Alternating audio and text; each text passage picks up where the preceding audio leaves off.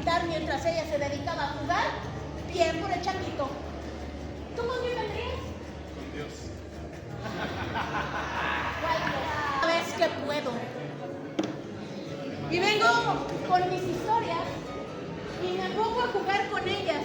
Porque todas las historias que hemos contado aquí y que contará también mi compañera, las hemos construido a través de lo que nos gusta ver de la Frida. Porque la Frida no solamente fue un ícono de moda, o una pintora famosa, o la esposa de un pintor famoso. En mí, la Frida sí que ha dejado un mensaje. Me ha ayudado a encontrarme a mí misma. Les voy a contar una historia que no estaba en el programa, pero que la vivo todos los días.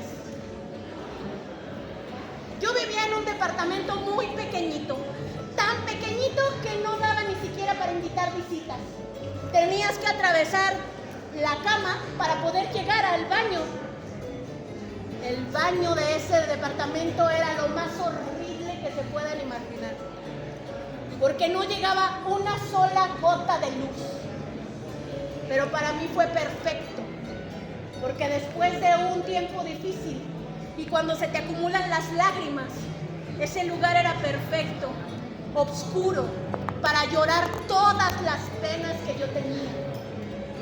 El resto de la casa estaba iluminado por unos ventanales que iban de piso a techo. El sol se derramaba por toda la habitación, por la cocina, por el cuarto de dormir, por mis libros. Pero el baño era el lugar de mis tristezas.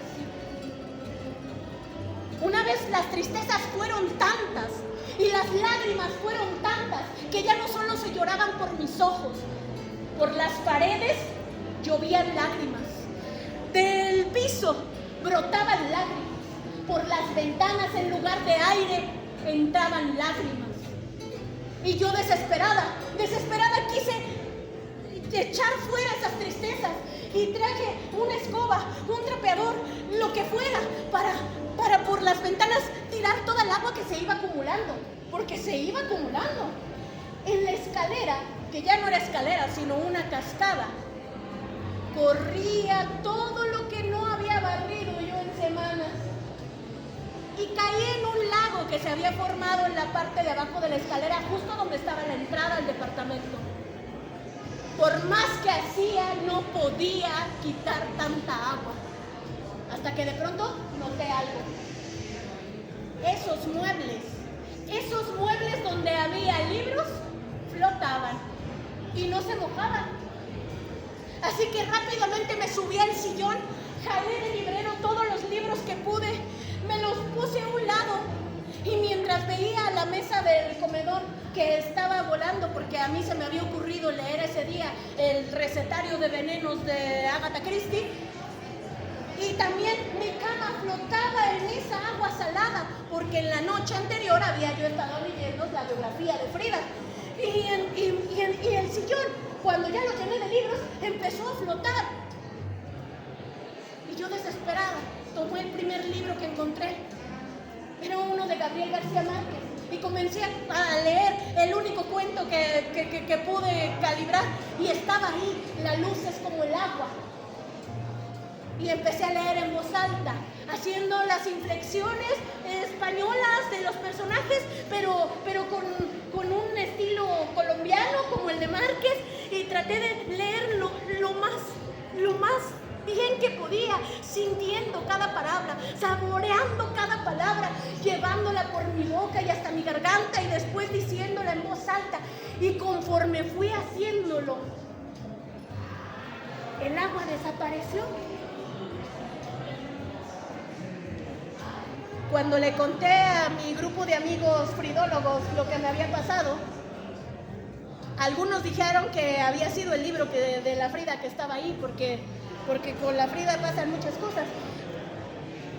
Yo no estoy tan segura, no lo sé. Lo que sí supe es que tenía que irme de ahí. Y un amigo me dio un ritual para poder desaparecer deshacerme de mis tristezas, enterrarlas en ese lugar y seguir caminando. Y así lo hice. En un sobre metí mis 3 tristezas. Siempre vienen de a 3. Y como no había tierra en ese departamento, levanté una loseta y ahí puse el sobre. Ofrecí una jícara de pulque y unas flores. Tomé mis libros y me fui. A la semana llegó la noticia. La nueva familia que había llegado ahí la inundaba una gran tristeza, porque el niño de apenas 10 años había muerto. Se ahorcó. Su madre se había ido a dejar a sus otras hermanas en la guardería y él, viéndose solo, se suicidó, dijeron. Pero yo sabía lo que había pasado, porque yo sabía que el niño Ángel, como se llamaba, la gente ya hablaba de él. Decían que se la pasaba diciendo que su mamá reía tan bonito, que era la risa más bella, la más bella que había visto nunca. Que le encantaba verla, porque se ponía esas faldas largas, sí, como la Frida, y que se ponía sus huipiles, y que sonreía, y tenía un garbo, y que tenía un cuerpo, que tenía una risa, que le gritaba todo lo malo, que se fuera.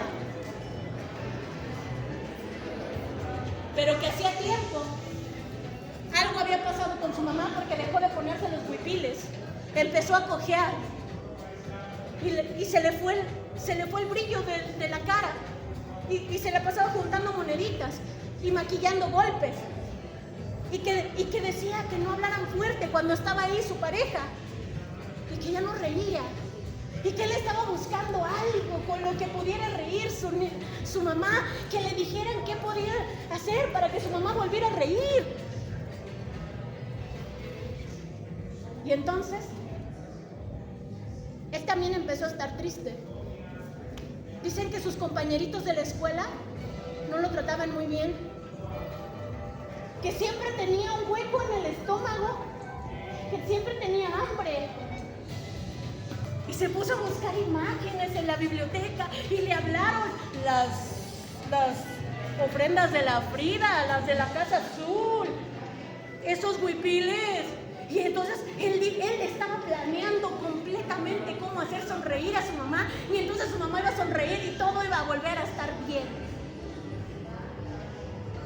Pero tristeza llama tristeza. Y yo estoy segura que en algún momento en el que el niño estuvo triste, escuchó algo en esa loseta, algo que yo había dejado. Y como la loseta estaba suelta, seguro la levantó y encontró mi sobre lleno de tristezas. Y estoy segura que cuando encontró las tristezas y se juntaron con las suyas, otra vez, de las paredes empezaron a llover lágrimas y del piso empezó a brotar lágrimas y también se hizo la cascada en la escalera y el agua al final. Pero en esa casa donde vivía ese niño, ya no había libros. Ya no había libros que lo hicieran flotar. Ya no había libros ni palabras que lo consolaran. Y en mi imaginación lo veo tratando de salir por la pequeña trampilla que había en ese baño. A mí me pasó en un momento que lo último que vio fue la sonrisita de la luna, esa que sale cuando es de día, y que le rogó a la luna que también hiciera reír a su mamá.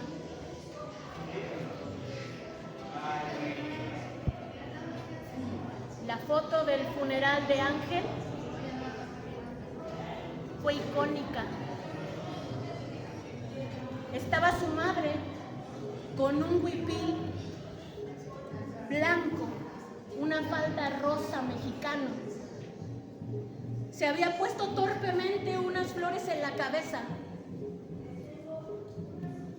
y en lugar de llorar, o al menos dejar que la tristeza le modificara el rostro, ella sonreía, diciendo con todo el coraje que pueda tener una mujer que ha salido de cualquier violencia: ¡viva la vida! ¡Viva la vida! ¡Viva la vida!